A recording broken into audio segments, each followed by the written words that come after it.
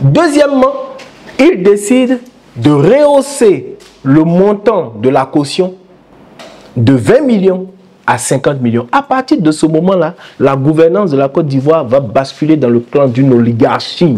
Ceux qui vont gouverner durablement en Côte d'Ivoire, ce sont des gens, ce sont des puissances d'argent. On a arraché au peuple de Côte d'Ivoire son pouvoir. Voici ce qui s'est passé dans le code électoral.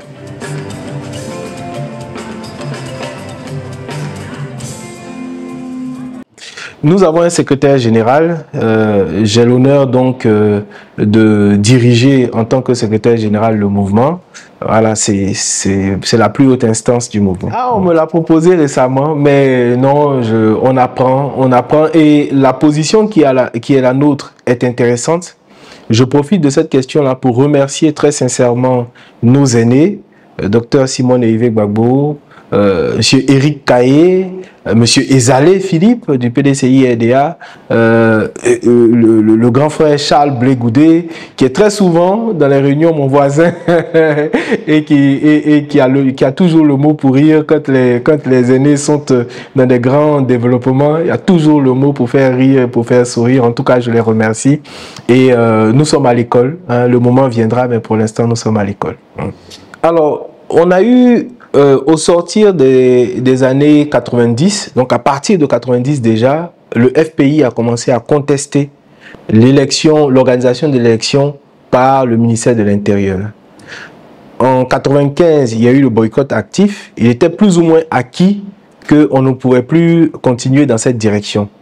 En 2000, on a donc réformé le système électoral en créant un organe dédié, la Commission nationale électorale. Donc en 2000 déjà, hein, après référendum, ça a été institué. La CNE là, a été donc révisée en 2005, donc on est passé à la CEI. Et déjà là, il y avait le problème qu'on a aujourd'hui, c'est que c'était un organe dans lequel les partis politiques et les organisations politiques, puisqu'on a ajouté les forces nouvelles, pensaient aller se neutraliser. Vous aviez quand même 31 membres dans la série, ce qui est affolant quand vous regardez ce qui se passe au Ghana de longue date, ce qui se passe au Sénégal où les organes électoraux comptent 6-7 membres, pas plus. Vous voyez, nous avons un organe électoral à cette époque-là de 31 membres. Qu'est-ce que vous voulez faire avec 31 membres dans un organe électoral, surtout quand les gens se détestent cordialement? Et il y a eu la réforme de 2014 et puis à la suite d'un arrêt de la Cour africaine des droits de l'homme et des peuples en 2019, il y a eu la dernière réforme qui a mis dans l'organe central, qui a décidé de mettre dans l'organe central 15 membres. Et les 15 membres, donc société civile, magistrature, représentants du président de la République, représentants du ministre de l'administration du territoire. Et puis on était censé avoir 3 membres de l'opposition, 3 membres du pouvoir, ce qui faisait 15 membres. Aujourd'hui, la CEI est composée de 18 membres. Il y a des accords en dehors de la loi qui augmentent encore à près de 20 personnes, donc de 18. Vous savez, il faut, et je l'ai dit, moi je dis, chaque fois que je prends la parole, j'essaie de faire en sorte qu'il y ait un fil conducteur dans ce que je dis. Je dis que les partis politiques, surtout les grands partis politiques, surtout qu'ils appartiennent à une catégorie sociale qu'on peut identifier depuis la colonisation là-bas jusqu'à aujourd'hui, qui pensent que le pays là leur appartient. C'est le système c'est comme ça que les gens la pensent. Et donc ces catégories sociales-là se sont organisées autour de forces politiques et qui engagent des luttes de pouvoir. Et c'est parce que les gens réfléchissent comme ça que la CEI est comme vous la voyez. Le jour où le citoyen va s'en mêler, nous aurons une commission électorale citoyenne qui va faire un travail citoyen pour départager les candidats à la gouvernance. Et c'est ça qu'on doit faire demain. C'est ça qu'on doit faire. L'organe électoral tel qu'il est monté, tel qu'il est pensé, tel qu'il est organisé, ne nous mènera que de catastrophe en catastrophe. C'est une certitude absolue, c'est écrit. Il faut en sortir. Nous avons de bons exemples. Vous, Actu People, vous êtes des journalistes. Moi, je vous invite un jour à faire un tour au Ghana.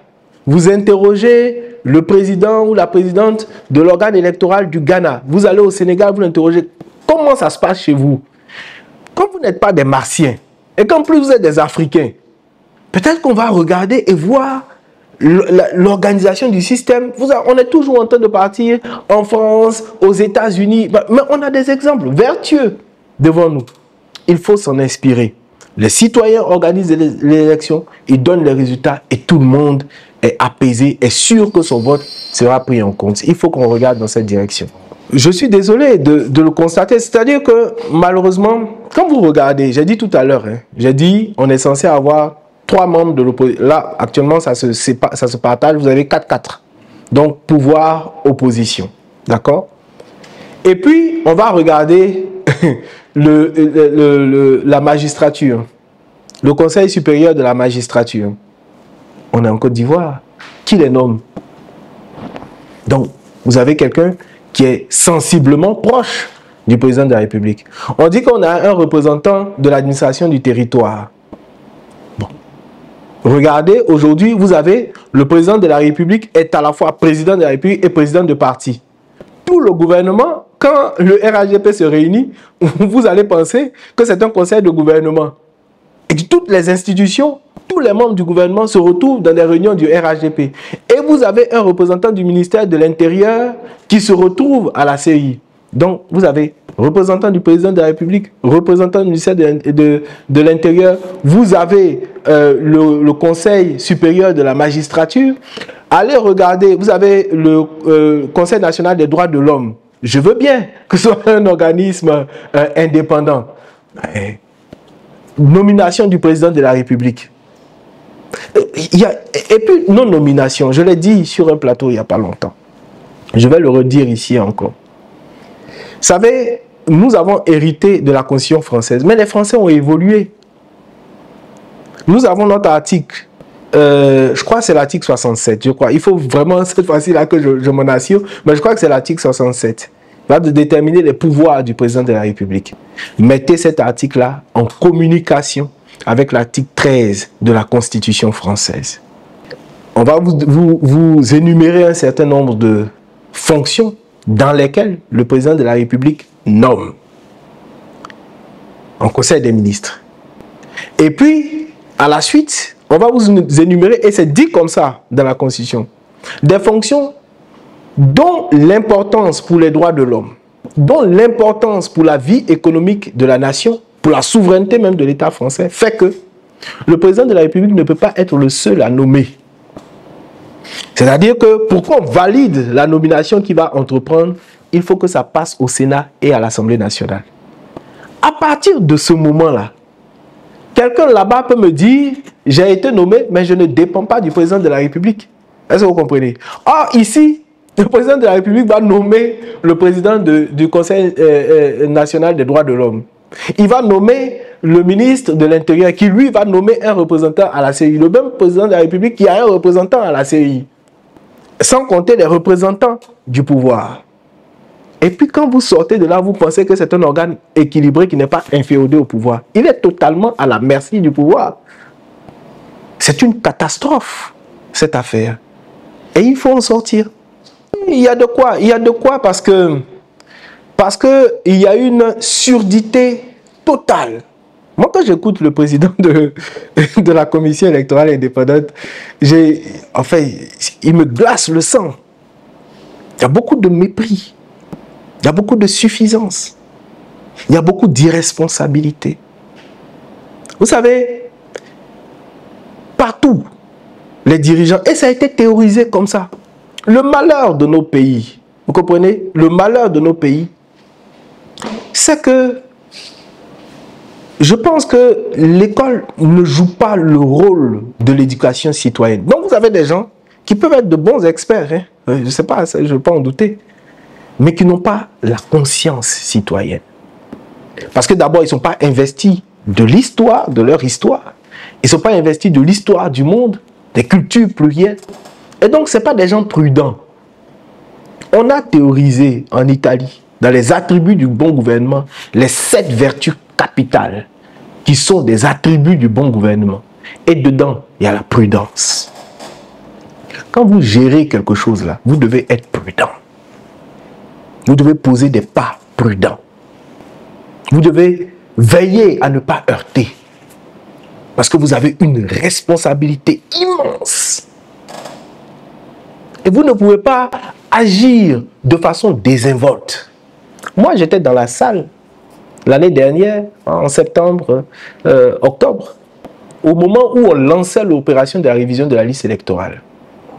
Le président de la CEI, on a vu, puisque ça nous a été donné, on a vu le décret qui organise la révision de la liste électorale. Il est dit dans ce décret-là que l'Ivoirien qui vient se présenter pour faire son inscription sur la liste électorale doit avoir 18 ans. C'est écrit dans le décret.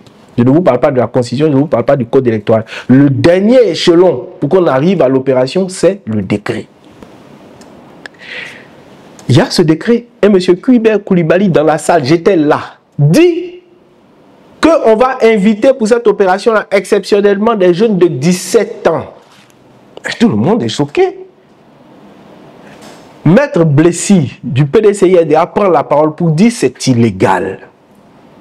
Et que je vous soupçonne, vous, président de la CEI, de faire ça parce que l'année prochaine, vous n'allez pas organiser de révision de liste électorale. Ce à quoi le président de la CEI dit non, nous nous donnons plus de chance, mais je vous assure, l'année prochaine, il y aura une révision de la liste électorale. Mais qu'est-ce qu'il dit aujourd'hui? Il dit que lui, il a négocié avec les partis politiques d'opposition pour que ça soit accepté. Ça n'a jamais existé. C'est un mensonge total. J'étais dans la salle. J'étais dans la salle. Et donc, vous voyez, ce type de comportement-là ne peut que crisper, ne peut que heurter, ne peut que braquer les positions. Parce que vous vous rendez compte que le jeu politique clair n'est plus la solution pour obtenir l'alternance. Et c'est la violence qui va s'imposer. Mais le malheur dans l'affaire, c'est que ceux qui préparent ça pensent qu'ils ont les moyens de l'emporter. Mais on a... Je ne sais pas.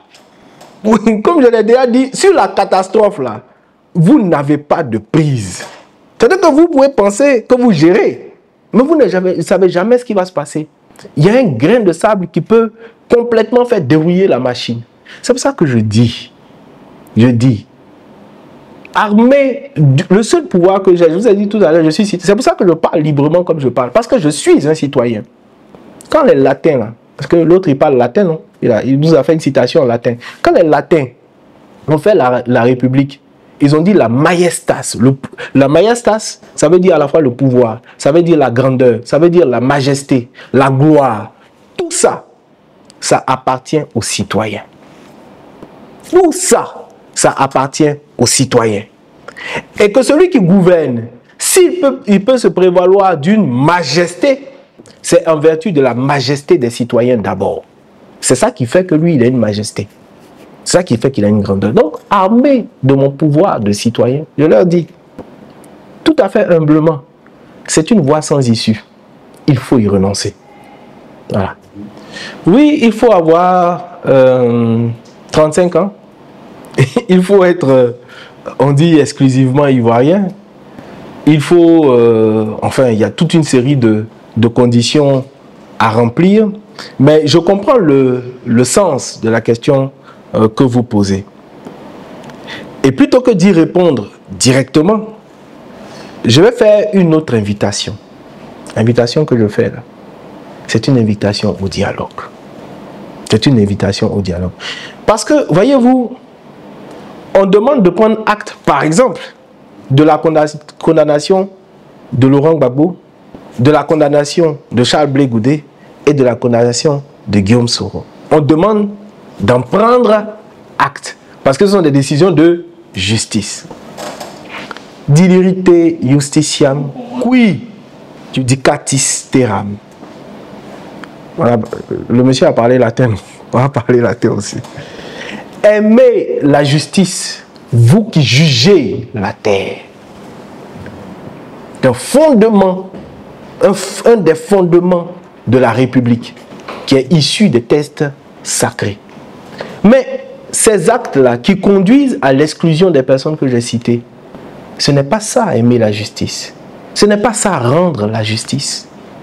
Donc il faut un accord politique pour qu'on dépasse ce seuil. Maintenant, il y a des gens qui vont me dire oui, qui sont des légalistes. Hein. Légalistes. Il y a une décision de justice, il faut s'y tenir. Mais comment on en est arrivé là? Laurent Gbagbo, par exemple, ancien chef de l'État, vous le jugez par un tribunal ordinaire. La décision, elle vaut quoi? Rien du tout.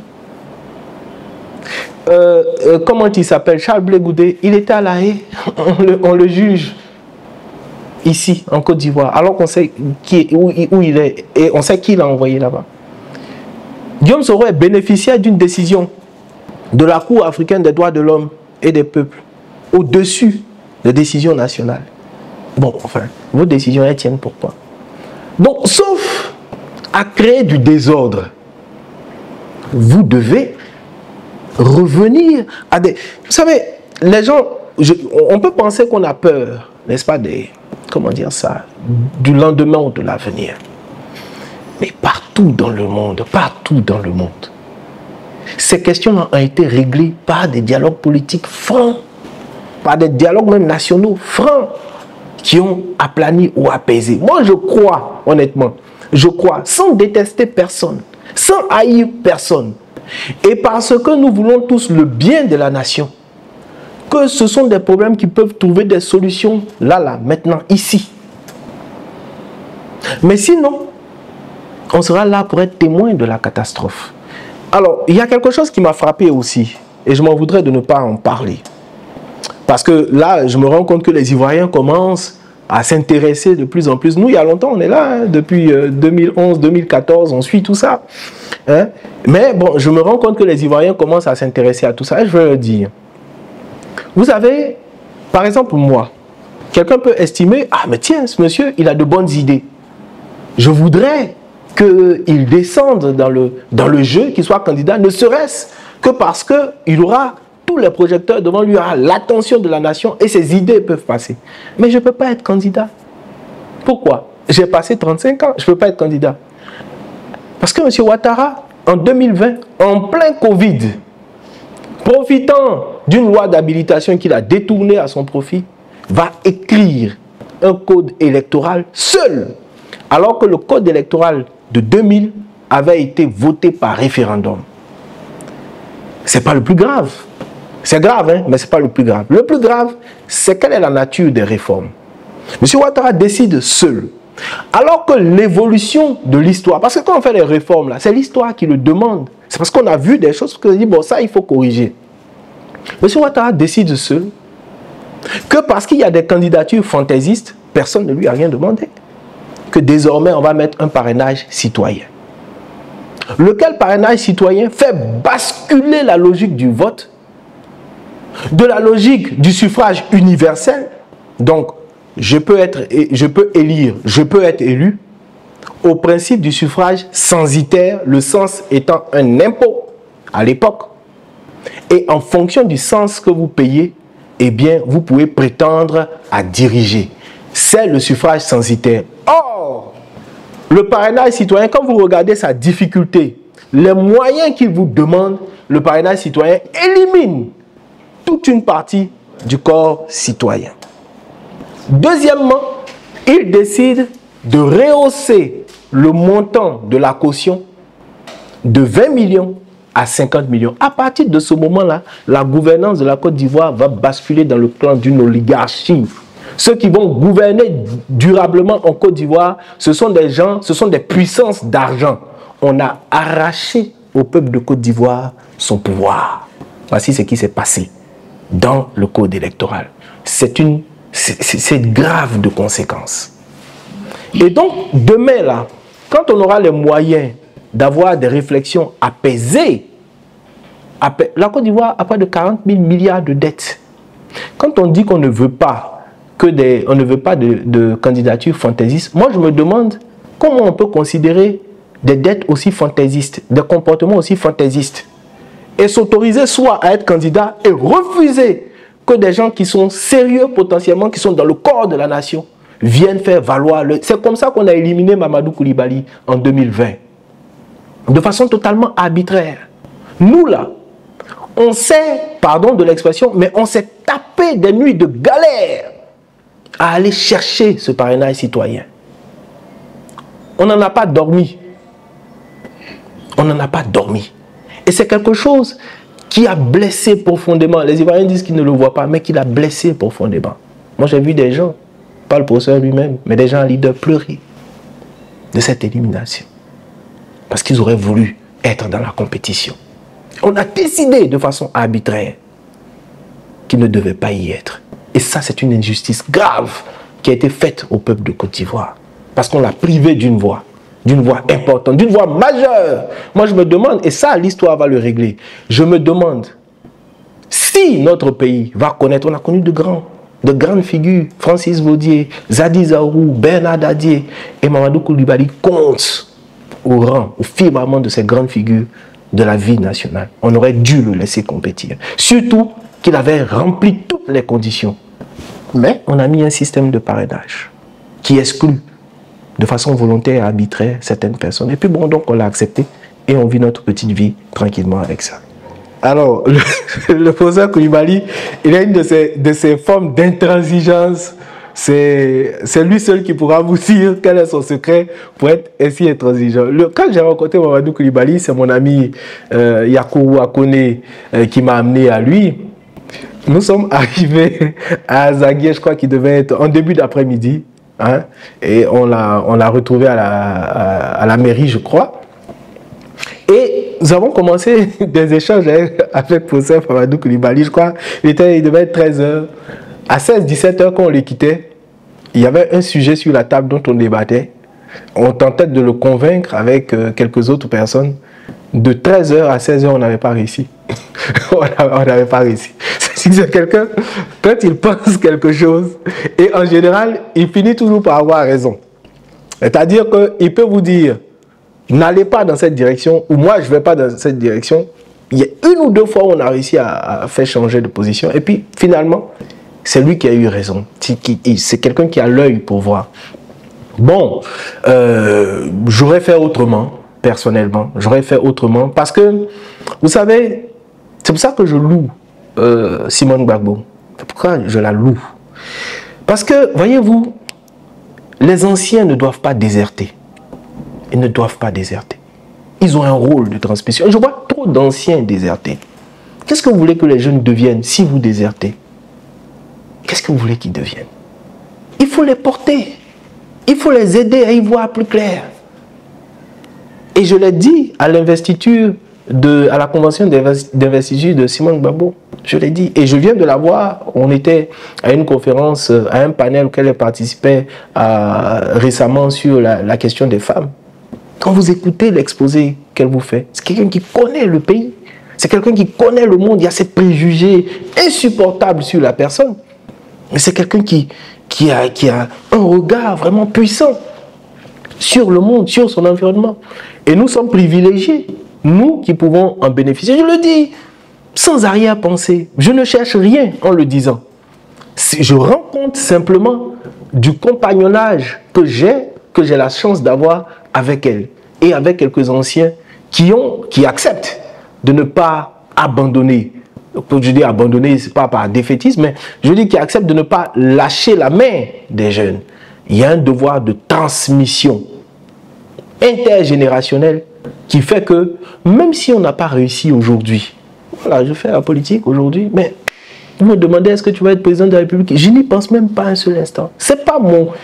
Je ne me lève pas chaque matin en me disant oui, je fais tout ça, je vais être ministre demain. Non. Ce que je recherche, je l'ai dit, j'ai dit en Côte d'Ivoire ici, un matin, je dis symboliquement, hein, je ne vais pas dire physiquement, je dis symboliquement, hein, un matin, on coupe la tête du président de la République. C'est ça, ce que je cherche. Quand je dis on coupe la tête, je dis symboliquement. Donc dans la Constitution, on détruit le président de la République dans la Constitution. On limite ses pouvoirs, on les tempère, et puis on fait vivre la nation. C'est ça que je cherche. Et puis le pays peut vivre, respirer, être lui-même. Quand on n'est pas content, on est dans la rue. Les policiers nous encadrent et puis on manifeste. Et c'est parce que la rue parle que le pouvoir se corrige. Si la rue ne parle pas, le pouvoir s'entête. Donc vous-même qui gouvernez là, vous avez besoin que les gens parlent. Vous n'avez pas besoin que des gens pour venir vous dire il est le plus beau, ah papa un tel, ah maman une telle. Moi, si moi je suis président de la République, le premier qui va dans la rue pour dire papa attends, je veux ça, tu es en prison, demain tu es en prison. Je sais pas, on n'a pas besoin de flatteurs. On a besoin de gens qui sont responsables. On a besoin de lumière.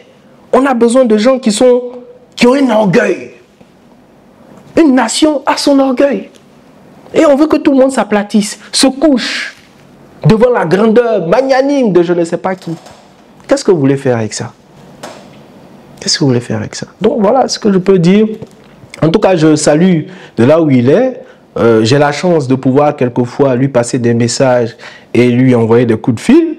Il ne m'en voudra pas trop de lui avoir envoyé un message par le biais de votre antenne, mais c'est quelqu'un d'absolument charmant à qui je dis toute ma tendresse. Oui. Malheur au peuple dont les rois ou dont les princes sont des enfants. C'est écrit dans la Bible. Malheur au peuple dont les princes sont des enfants. Quand vous prenez l'Europe, mais vous sortez de l'Europe, vous allez en Asie, vous allez par exemple en Amérique, vous allez en Russie un peu, vous allez en Inde, en Asie, tout ça. Les gouvernants sont des gens d'âge mûr, sont des gens d'expérience. Vous comprenez? Sont des gens d'expérience.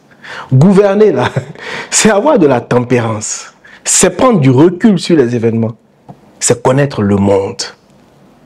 Ce n'est pas un effet de mode. Hein. Et l'Europe, qui vous a inventé ces gouvernances juvéniles là, on voit ce qu'elle est, on voit où elle est. Donc, je ne suis pas en train de dresser des générations les unes contre les autres. Chaque âge a son avantage. Vous comprenez? Chaque âge a son avantage. Et peut se trouver des situations. Et en plus, regardez moi je regarde sociologiquement les Ivoiriens. J'enseigne, vous savez, je suis universitaire. En Côte d'Ivoire, si vous voulez avoir un jeune qui sait à peu près voir, distinguer les choses, vous attendez la licence 3, le master. Avant ça, ce sont des enfants. Avant ça, c'est des enfants. Et donc, vous allez chercher vers 23, 24 ans là-bas. C'est là où la personne commence. À 30 ans, elle arrive à avoir une certaine assise. À 35 ans, elle a su trouver son chemin. À 40 ans, oui, vous avez des gens. Surtout, quand ce sont des gens qui lisent, quand c'est des gens à la télé qui... Regardez l'état de notre espace public. Notre télévision montre quoi? Sur Internet, vous avez quoi? Et c'est avec ça que vous voulez que des gamins viennent diriger. Mais il y a quelque chose qui ne va pas. Donc, les gens doivent... Vous faites des conférences. Vous invitez des gens à des conférences. Ils trouvent que ces ringards ne vont pas là-bas. Et quand vous posez... Parce qu'il y a des poncifs comme ça qui circulent dans la ville. Quand quelqu'un a entendu une phrase, ça se répète. Quelqu'un a chanté, les vieilles personnes, vous dégagez. Et puis bon, dans la rue, tout le monde a pris, on dégage partout, c'est du dégagisme. Ça n'a aucun sens. Ça ne veut rien dire, ça. Il faut lire, il faut s'asseoir, il faut se former, il faut regarder le monde. Il faut avoir le regard grave, dur, sévère, pour penser un jour gouverner. Ce ne sont pas des effets de mode. Avec le monde qui est violent comme il est aujourd'hui, qui est dangereux comme il est aujourd'hui, vous allez mettre au pouvoir des gens qui n'y connaissent rien. Mais ceux mêmes qui parlent, ceux mêmes qui disent ça, mais on ne les voit pas dans les partis politiques. Quel financement? Ils ont déjà mis 5 francs dans un parti pour dire qu'il faut... Ils se sont intéressés comment à la gouvernance. Alors, tout à l'heure, je disais, on va basculer dans le régime, par exemple, parlementaire. Mais si on bascule dans le régime parlementaire, comme ça se fait en Angleterre, ça veut dire que si vous devez être ministre, c'est que vous êtes député. Mais pour être député, il faut que vous soyez dans la politique. Mais demandez aux Ivoiriens s'ils ont envie de faire la politique, les jeunes là. Demandez-leur. Si vous devez être ministre, c'est que vous êtes député. Or, le député est élu. Vous ne vous intéressez pas au monde qui vous entoure. Quand on vous cherche, vous dites j'ai des diplômes, je veux être ministre ou je veux être président. Ça n'a rien à voir avec les diplômes. C'est de descendre dans la rue. C'est de comprendre, de s'approprier les problèmes de son temps. De faire ses classes. Et puis de venir se mettre devant la nation pour dire je pense que je peux être devant. C'est tout. Ce n'est pas une question d'âge. Il y a deux anecdotes que je vais vous répondre, vous raconter pour... Le professeur Mamadou Coulibaly, c'est quelqu'un d'apaisé. Quand, par exemple, Mme Simone Gbagbo est sortie de prison, quand le président Laurent Gbagbo est rentré de La Haye et quand d'autres sont venus, je sais qu'il a émis le souhait, je ne sais pas si ça s'est fait, mais je pense que ça s'est fait, de les rencontrer, mais toujours hors caméra. Toujours hors caméra. J'ai jamais voulu que ce soit filmé, ni quoi que ce soit. Première chose. Deuxième chose, je me souviens qu'un jour, nous étions allés à un meeting. Je crois que c'était à Port-Boué. Puis il y a un jeune monsieur là qui avait posé une telle question. Et Mamadou Coulibaly a répondu: nous sommes sortis de la crise de 2011 divisés. Nous nous sommes dit des méchancetés. Nous nous sommes même fait des fois des méchancetés. On a eu le temps de voir tout ça. Aujourd'hui, je souhaite que ça soit laissé derrière nous et que nous ayons des relations apaisées les uns et les autres. Et il a demandé au monsieur: je vous demande la permission de ne pas répondre à la question que vous posez.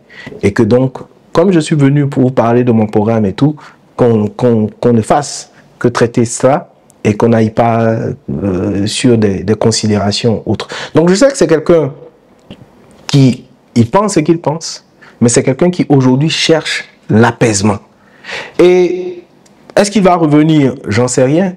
Mais il y a une leçon dans son attitude, malgré les déceptions qu'on peut avoir, il y a une leçon qu'on doit retenir. Quand quelqu'un pense qu'il a fait son temps, quand quelqu'un pense qu'il a dit ce qu'il avait à dire, et qu'il croit que l'heure de la retraite est venue pour lui, eh bien, il peut partir. C'est ça aussi que Mamadou Coulibaly nous enseigne. C'est qu'on peut vouloir, on peut même réussir, parce qu'il y en a qui réussissent, mais à un moment, il faut donc sortir de la vie publique et puis laisser d'autres, n'est-ce pas, avancer. Mais encore une fois, je le dis, ça ne doit pas pouvoir dire ou ça ne doit pas vouloir dire qu'on se coupe totalement. Parce qu'on a des choses à apporter, on a des choses à donner. Les jeunes ont besoin de repères. Et voilà ce que je peux dire. Je pense que les contacts se prennent. Comme ce n'est pas des choses officielles, donc je ne peux pas en parler, mais je sais qu'il y a eu des prises de contact, je sais qu'il y a eu des émissaires qui ont été envoyés, et donc, bon voilà, personne ne peut préjuger de l'avenir. Bon, on est là, aussi actif que spectateur, donc on verra dans les deux positions ce qui se passera demain. Oh, merci, merci à vous, merci à vous, merci à Actu People, à mon grand ami Guillaume Vergès, qui est un grand, qu'on a connu dans le monde de la culture, mais qui ne s'est pas enfermé et qui offre la lumière de son média. Il offre la lumière de son média à la vie publique. Parce qu'il aurait pu s'enfermer là-bas. Il a sa visibilité, il a sa notoriété, il a son public, d'accord, son audience. Et il aurait pu, justement, pour ne pas risquer de fâcher un tel ou un tel, il aurait pu rester dans ce créneau. Mais il a dit: j'ai mon public, je vais le convertir à la chose, n'est-ce pas, à l'intérêt général. Et ça, je le salue pour ça. Et je vous salue, vous aussi, qui le représentez très bien ici à Abidjan. Et je souhaite, en tout cas, des vœux de progrès. Enfin, je présente des vœux de progrès au peuple de Côte d'Ivoire. Et j'espère que dans les 2, 3, 4, 5 ans qui viennent, nous serons des jeunes qui apportent du sang neuf et pour construire une nation où les citoyens sont forts. Où les citoyens sont forts.